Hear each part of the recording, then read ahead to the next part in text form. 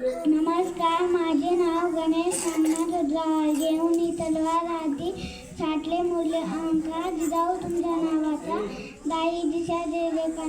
आज शेकडो वर्षानंतर ही माँसाहेब जिजाऊ नाव आपल्या ओठावर आहे. जे जिजाऊ हे शब्द उच्चारतात, प्राचीन ऊर्जा आपल्यामध्ये येते. खेळण्याच्या वयात हाती तलवार घेऊन त्यांनी युद्ध कौशल्यात प्रसंगी केले होते. शोभेच्या अलंकारापेक्षा कमळेतल्या तलवारीला त्यांनी वरदान